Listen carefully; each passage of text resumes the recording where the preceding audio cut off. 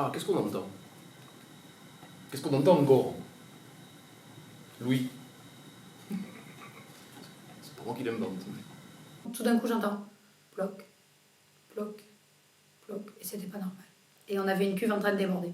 Donc, si on n'a pas l'oreille tendue ou si on fait pas attention à ce bloc-bloc, ben, au lieu de perdre 3 litres, ben, on perd un demi-hecto, quoi. Ça peut arriver rapidement. Donc, qu'est-ce qu'on entend, Louis?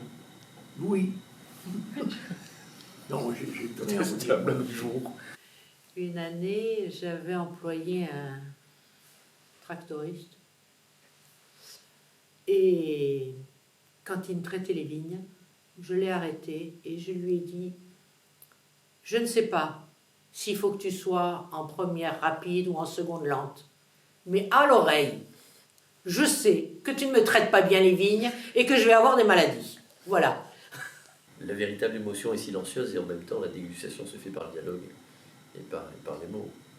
Un bon distillateur, c'est quelqu'un qui a de l'oreille, parce qu'il va écouter chanter son alambic, mais de la même façon, quand on vinifie, vous rentrez dans une cave et vous entendez le bruissement des cuves qui fermentent. Une chose assez rigolote que j'aime bien faire personnellement le matin quand je rentre dans la cave, c'est mettre l'oreille contre les cuves. Parce que ça permet de savoir si c'est parti ou pas. Je sais pas, c'est une espèce de connexion avec ce qui se passe à l'intérieur aussi. Et puis, alors ben là, on en revient au toucher, mais quand je colle mon oreille contre la cuve, ben, j'entends. Mais je sens moi aussi si c'est plus ou moins chaud. Les bruits de convivialité, on va dire, hein, parce que quand même le vin, ça véhicule, j'espère, une certaine convivialité. Donc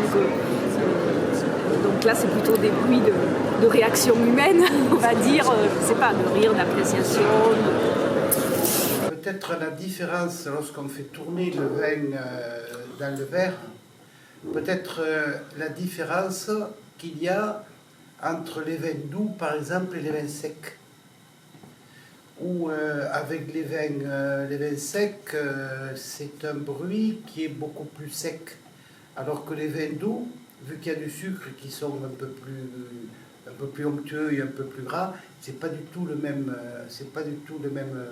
son. Quand on déguste aussi et qu'on grume, c'est vrai que alors ça peut paraître pas très élégant. Ce qu'on appelle grumer, c'est le fait de prendre de l'air.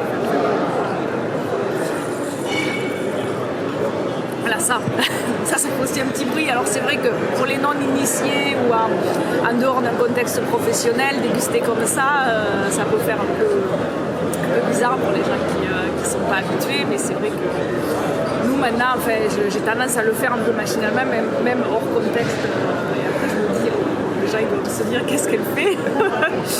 Déjà, quand vous ouvrez une bouteille, c'est la différence entre le bouchon et la capsule à vis. Quand vous avez le pop de la bouteille qu'on débouche, c'est une invitation au partage. Parce que le doux bruit du bouchon quand on débouche, moment solennel de dégustation de la bouteille, c'est très important pour les bons...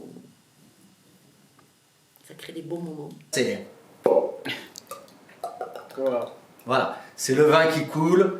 Oui, mais le bruit qui coule dans le verre, c'est toujours le même bruit. C'est vrai que c'est intéressant, mais c'est toujours le même bruit. Alors que, quelque part, c'est pas tout à fait toujours le même bruit. Ça n'est pas toujours le même bruit. Le bruit est différent suivant le vin. Et le champagne, c'est encore autre chose, puisque le champagne, il y a le bruit du liquide, et en plus, il y a le fait d'être effervescent et les bulles. Le vin qui coule, voilà, ça peut effectivement, hein, ça a forcément un bruit qui peut être plus ou moins cristallin, voilà. Après, évidemment, il y a aussi le bruit quand on débouche la bouteille, le bruit du bouchon, ça je pense que d'autres vous l'ont dit aussi.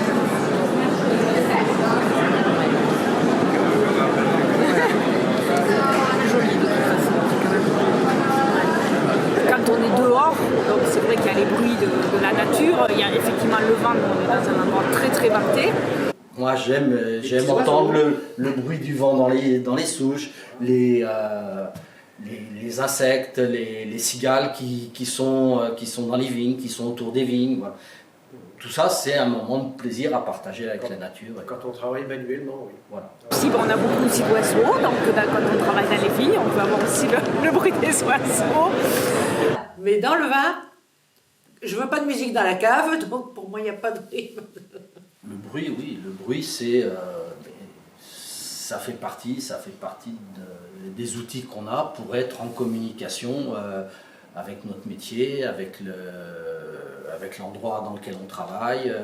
Après, entre collègues, parce que le travail de vigneron, c'est aussi un partage entre collègues, d'échanges, de réunions, de fêtes pendant les vendanges. Voilà, de fêtes pendant les vendanges. Et, donc oui, Louis participe pleinement au plaisir de la vigne et du vin.